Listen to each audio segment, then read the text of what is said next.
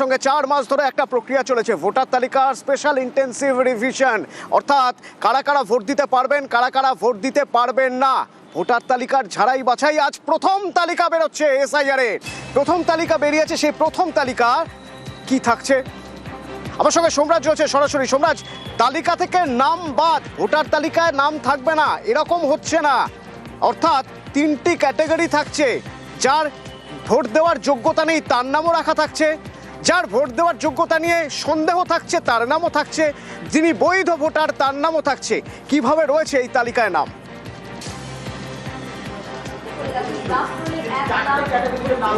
দেখো, তালিকার নাম 3টি ক্যাটাগরিতে থাকছে। একটা হচ্ছে ডিলিটেড, একটা হচ্ছে আন্ডার অ্যাডজুডিকেশন, আর একটা হচ্ছে অ্যাপ্রুভ। এই 3টি ক্যাটাগরিতে তালিকা থাকছে। কিন্তু ইতিমধ্যেই বিভিন্ন জেলা থেকে যে তালিকা প্রকাশ হচ্ছে এবং সেখানে দেখা যাচ্ছে জেলাগুলির তরফে জানিয়ে দেওয়া হচ্ছে কত নাম আন্ডার অ্যাডজুডিকেশন আছে, অর্থাৎ কত নাম বিচারাধীন রয়েছে সেটি জানিয়ে দেওয়া হচ্ছে। কিন্তু এই যে কত নাম এখনো পর্যন্ত বাদ গেছে, এই বাদ যাওয়ার সংখ্যাটা কিন্তু এখনো চূড়ান্ত নয়। যেহেতু বারবার বলছি যে 60 লক্ষেরও বেশি নথি এখনো বিচারকদের নিষ্পত্তিতে রয়েছে, ফলত সেই সংখ্যাটা কিন্তু এর বাইরে থাকছে এখনো পর্যন্ত। এবারে দেখা যাচ্ছে যে তালিকাগুলি বিভিন্ন জেলা থেকে প্রকাশ করা হচ্ছে তাতে দেখা যাচ্ছে উত্তর কলকাতায় এখনো পর্যন্ত বাদ পড়ছে 4,10,000-এরও বেশি নাম, যার মধ্যে খসড়া তালিকায় বাদ গিয়েছিল 3,90,000। আর যাদের শুনানিতে ডাকা হয়েছিল, শুনানিতে ডাকার মধ্যে যারা অনুপস্থিত ছিলেন বা যারা একদমই বৈধ নথি দিতে পারেননি, সেই সংখ্যাটা হচ্ছে 17,000।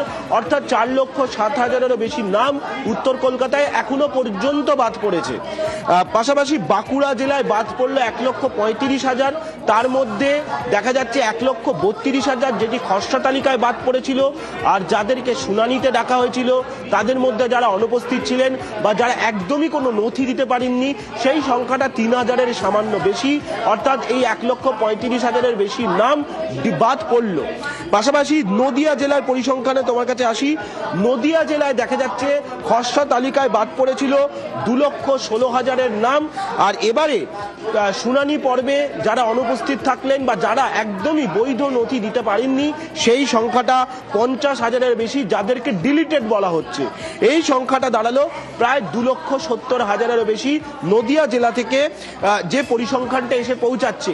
এবং তোমাকে জানিয়ে রাখি, এখনো পর্যন্ত পূর্ণাঙ্গ তালিকা প্রকাশ করা হয়নি, কমিশনের ওয়েবসাইটেও দেওয়া হয়নি, পাশাপাশি রাজ্যের মুখ্য নির্বাচনী আধিকারিকের দপ্তরের ওয়েবসাইটেও দেওয়া হয়নি। অনলাইনে প্রথমে দেখা যাবে, কিন্তু এখনো পর্যন্ত বোঝার চেষ্টা করবো সোমরাজ, এই বিষয়টা বোঝার চেষ্টা করবো। জেলায় জেলায় তালিকা পাঠিয়ে দেওয়া হয়েছে এবং পূর্ণাঙ্গ তালিকা এখনো প্রকাশ করা হয়নি, কিন্তু প্রত্যেকের মধ্যে তো কোথাও একটা উৎসাহ কাজ করছে, কোথাও একটা টেনশন কাজ করছে যে তার নাম রয়েছে কিনা, তিনি কিভাবে দেখবেন, তার কোথাও কোনো গন্ডগোল হচ্ছে না তো, তিনি ওই 3টি ক্যাটেগরির মধ্যে কোন ক্যাটেগরিতে পড়ে গেলেন। এই সব কিছু জানতে গেলে তো একটু সময় লাগবে। কি মনে হয়, কিভাবে মানুষ অনলাইনে কখন দেখতে পারবে?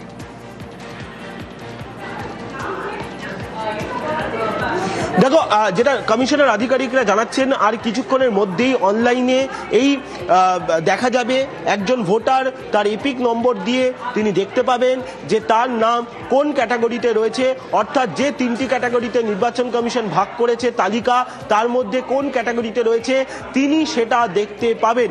আরও কিছু সময় অপেক্ষা রয়েছে, 12টার মধ্যে থেকে অনলাইনে শুরু হওয়ার কথা ছিল, কিন্তু এখনো পর্যন্ত অনলাইনে শুরু হয়নি। তার কারণ রয়েছে, যেহেতু সব তালিকা এখনো পর্যন্ত প্রিন্টিং হয়নি, কাজ শেষ হয়নি। অনেক জেলাতে এখনো পর্যন্ত প্রিন্টিং এর কাজ শেষ হয়নি, কিছু কিছু জায়গায় এখনো প্রিন্টিং এর কাজ চলছে, ফলত সেই জন্য সব তালিকা এখনো পর্যন্ত আপলোড করা যায়নি।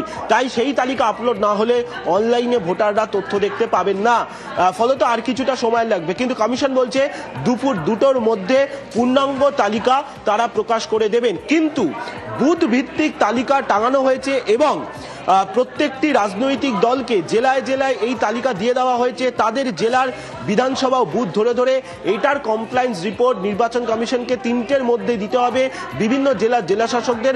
অর্থাৎ সেক্ষেত্রে যে বুথে বুথে তালিকা তুমি দেখছো টাঙানো শুরু হয়েছে, এটা তারই অংশ। কারণ যেহেতু কমিশনকে কমপ্লায়েন্স রিপোর্ট দিতে হবে, 3টের মধ্যেই গোটা কাজটি শেষ করতে হবে, তাই ইতিমধ্যেই বুথে বুথে তালিকা টাঙানোর কাজ শুরু হয়েছে। এখনো পর্যন্ত যা খবর এসে পৌঁছাচ্ছে, বাঁকুড়া, উত্তরবঙ্গের কয়েকটি জেলা জেলা, দক্ষিণবঙ্গেরও কয়েকটি জেলা এবং দক্ষিণ কলকাতাতে মনে করা হচ্ছে আজ দুপুরের পরেই তালিকা টাঙানো শুরু হয়ে যাবে। উত্তর কলকাতাতে আর কিছুক্ষণের মধ্যেই তালিকা টাঙানো শুরু হয়ে যাবে, কারণ উত্তর কলকাতার কম্পাইলেশনের কাজ শেষ, দক্ষিণ কলকাতার এখনো প্রিন্টিং চলছে, সেই জন্য দক্ষিণ কলকাতার আরও কিছুটা সময় লাগবে।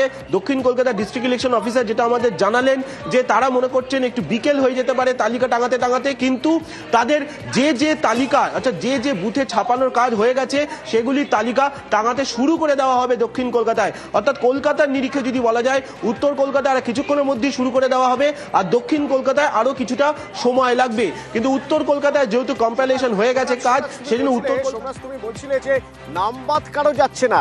তিনটি ক্যাটেগরি, একটি ক্যাটেগরিতে বৈধ ভোটার, একটি ক্যাটেগরিতে বিবেচনাযোগ্য, আরেকটি ক্যাটেগরিতে ডিলিটেড অর্থাৎ যারা বৈধ ভোটার নয়, যাদের নাম তালিকা থেকে বাদ যাচ্ছে তাদের নাম। এর বাইরে একটা বিপুল সংখ্যক নাম থেকে যাচ্ছে, কারণ এটা প্রথম তালিকা। এখনো বিপুল সংখ্যক একটা নাম থেকে যাচ্ছে যাদের নাম এই প্রথম তালিকায় থাকবে না। সেই সংখ্যাটা কত?